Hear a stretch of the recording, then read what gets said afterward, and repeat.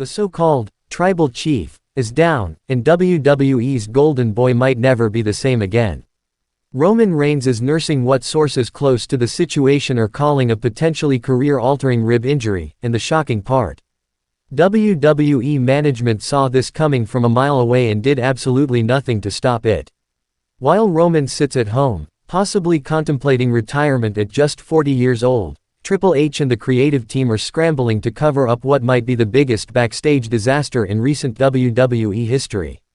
What happened on Monday Night Raw wasn't just another wrestling angle gone wrong. It was a systematic takedown orchestrated by two of WWE's most dangerous rising stars, and the company's medical team is reportedly deeply concerned about Roman's long-term health. But here's what really happened behind the scenes, and why this injury might spell the end of an era that defined WWE for nearly a decade. Bron Breakker didn't just deliver one spear to Roman Reigns, he delivered three. Three devastating, unprotected spears that sources backstage described as unnaturally stiff, even by professional wrestling standards. The first spear caught Roman completely off guard during what was supposed to be a routine promo segment. Security footage that WWE desperately doesn't want leaked shows Roman's face contorting in genuine agony as Breakker's shoulder drove deep into his ribcage with the force of a freight train. But Breakker wasn't finished. As Roman struggled to catch his breath, still in character but clearly hurt, Breakker circled him like a predator stalking wounded prey. The second spear came from behind, a blindside hit that sent Roman crashing into the steel barricade with such force that fans in the front row could hear the sickening crack of ribs meeting unforgiving metal. Medical personnel watching from backstage immediately knew something was wrong when Roman stayed down longer than scripted. The third spear was the one that might have ended everything. With Roman already compromised and fighting through legitimate pain, Breakker charged with reckless abandon, his 240-pound frame colliding with Roman's injured ribs like a battering ram. Witnesses backstage reported hearing Roman's agonized scream echo through the arena, a sound that wasn't acting, wasn't selling, but pure, unfiltered pain from a man whose body had finally reached its breaking point.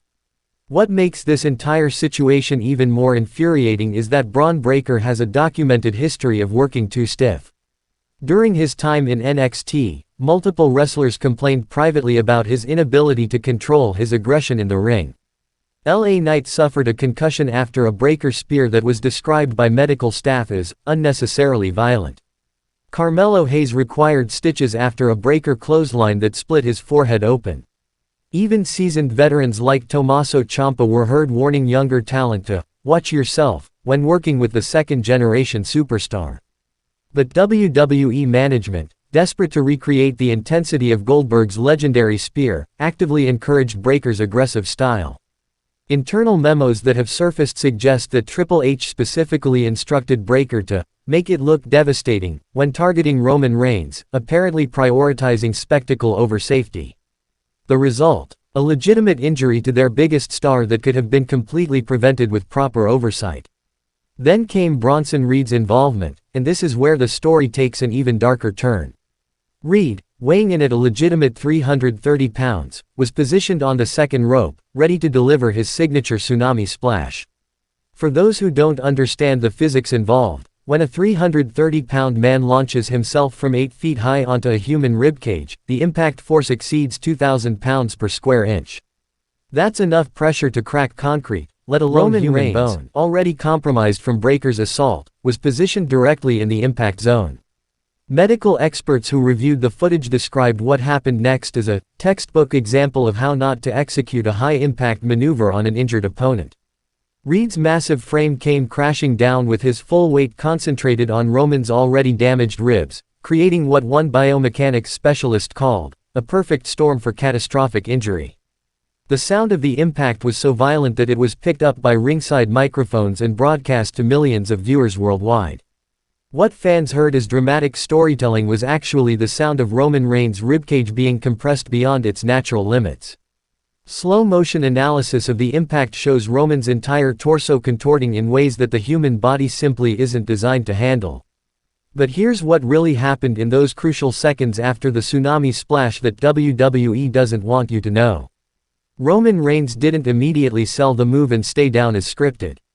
Instead, he attempted to roll away, his body's natural instinct to escape further damage. The problem? He couldn't move. His injured ribs had locked up his entire core, leaving him genuinely immobilized in the center of the ring. Bronson Reed, following the script, attempted to lift Roman for additional punishment. But when he grabbed Roman under the arms, the legitimate scream of agony that escaped Roman's lips was so intense that Reed immediately broke character. Backstage footage shows Reed's face going white as he realized something was seriously wrong. He began frantically signaling to the referee and backstage officials that this was no longer part of the show. The referee, veteran official Mike Chioda, later described the moment as the most frightening thing I've witnessed in 30 years of wrestling. Roman's breathing had become shallow and labored, classic signs of internal trauma. His skin had taken on a grayish pallor, and he was unable to respond to basic questions from medical personnel who had rushed to ringside. What happened next reveals just how poorly WWE handled this entire situation. Instead of immediately stopping the broadcast and getting Roman proper medical attention, creative decision makers backstage made the call to protect the business by having the show continue. Roman was helped to the back during a commercial break, but cameras kept rolling, and the announcers were instructed to sell the attack as just another brutal beatdown, rather than acknowledge that their top star might be seriously injured. Behind the scenes, chaos had erupted. WWE's head trainer, Drive, Christopher Amon, was reportedly furious that the match had been allowed to continue after Breakker's first stiff spear. Sources close to the medical team revealed that there had been discussions about stopping the segment entirely, but those concerns were overruled by someone with significant creative authority, and industry insiders are pointing fingers directly at Triple H. The initial medical examination revealed what many feared: multiple fractured ribs, severe soft tissue damage, and what one report described as significant internal bruising consistent with blunt force trauma. Roman was immediately transported to a local trauma center, where advanced imaging revealed the full extent of the damage. 3 ribs had sustained hairline fractures, while 2 others showed signs of displacement that would require weeks of careful monitoring. But the most concerning discovery was evidence of internal bleeding. The combination of Breakker's spears and Reed's crushing splash had caused damage to the tissue surrounding Roman's liver and spleen. While not immediately life-threatening, this type of injury requires extensive rest and careful medical supervision. Any premature return to physical activity could result in dangerous complications that might end not just Roman's career, but potentially threaten his life. Dr. Michael Sampson, a sports medicine specialist who has treated numerous WWE performers, reviewed Roman's medical records and described the injuries as entirely preventable with proper safety protocols. He pointed out that both Breakker and Reed have histories of working too aggressively, and questioned why WWE's medical team hadn't intervened sooner. The financial implications of Roman's injury are staggering and reveal just how much WWE has come to depend on their self-proclaimed head of the table. Roman Reigns' merchandise accounts for approximately 35% of WWE's total merchandise revenue. That's roughly $15 million per quarter that could evaporate if Roman is forced into early retirement. His absence from upcoming pay-per-view events could cost WWE an estimated $8 million in lost revenue, as television ratings consistently show significant drops whenever Roman isn't featured prominently. But the real cost might be in lost opportunities. Roman was scheduled to headline WrestleMania 41 in what many insiders believed would be his final match before transitioning to a part-time schedule. That match, potentially against The Rock, was projected to generate over $200 million in combined revenue from ticket sales, pay-per-view buys, and international broadcasting deals. If Roman's injuries prevent him from competing at that level, WWE might be looking at the single most expensive wrestling injury in company history. WWE's attempts to downplay the severity of Roman's condition have been transparently desperate. Initial reports suggested he would be taking some time off to rest, corporate speak that fooled absolutely no one who understands how WWE operates. Roman Reigns doesn't take voluntary time off. He's worked through shoulder surgeries, back injuries, and countless other ailments that would sideline lesser performers. The fact that he's been completely absent from television for multiple weeks speaks volumes about the true severity of his condition. Sources within WWE's medical department have revealed that Roman's recovery timeline is far longer than the company has publicly acknowledged. While WWE continues to suggest he'll return soon, internal medical reports indicate that Roman won't be cleared for any form of physical contact for a minimum of 8 weeks.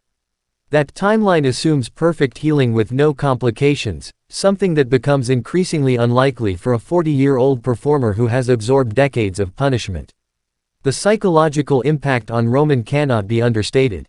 For nearly 10 years, he has been WWE's chosen one, the company's answer to John Cena's eventual retirement. His entire identity, both personal and professional, has been built around being indestructible, unstoppable, and always ready to carry the company on his shoulders.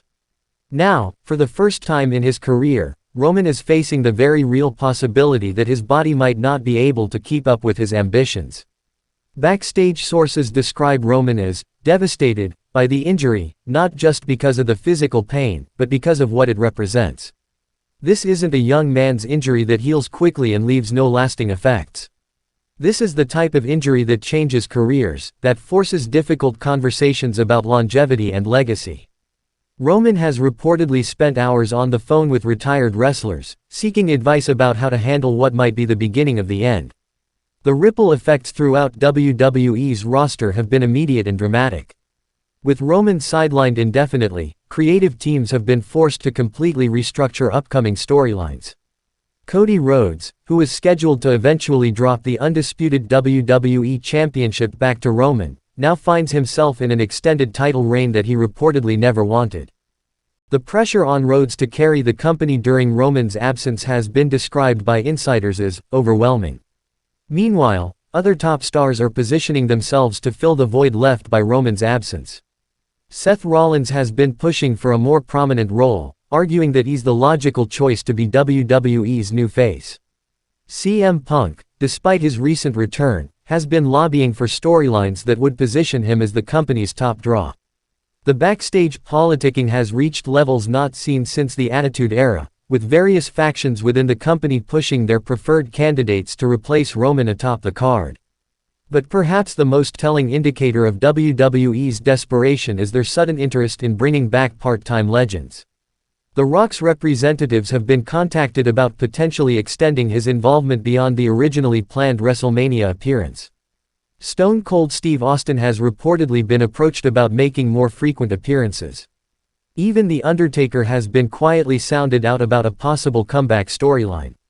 These aren't the actions of a company confident in their current roster, these are panic moves from executives who realize their biggest star might never be the same again. The handling of this entire situation has exposed serious flaws in WWE's safety protocols and medical oversight. Multiple wrestlers have come forward anonymously to express concerns about the company's willingness to put spectacle ahead of performer safety. One veteran performer described the current environment as more dangerous than it's been in years, due to pressure from management to make everything look more impactful. The problems extend beyond just Bron Breakker and Bronson Reed. Throughout the roster, wrestlers are being encouraged to work stiffer, hit harder, and take more risks in pursuit of viral moments and social media buzz. The emphasis on creating holy shit moments has led to a culture where performers feel pressured to sacrifice their bodies for temporary ratings spikes. Roman's injury might be the most high-profile example, but it's far from the only concerning incident in recent months. LA Knight suffered a legitimate concussion during a match that was supposed to be a simple squash. Rhea Ripley was legitimately injured during a segment that went off script when her opponent worked too aggressively. Even established veterans like Rey Mysterio have expressed private concerns about the increasing physicality expected in what should be routine matches. The pattern is clear: WWE's pursuit of authenticity is putting their performers at genuine risk. Medical professionals who work with WWE have described the current environment as unsustainable. Dr. Sarah Martinez, who has worked with multiple wrestling promotions, explained that the human body can only absorb so much punishment before serious, permanent damage occurs. She pointed out that modern wrestlers are bigger, stronger, and more athletic than ever before, which means that when moves go wrong, the potential for catastrophic injury is exponentially higher. The legal implications of Roman's injury are also becoming a concern for WWE's corporate leadership. While wrestlers are technically independent contractors who assume certain risks, there are still obligations to provide a reasonably safe working environment.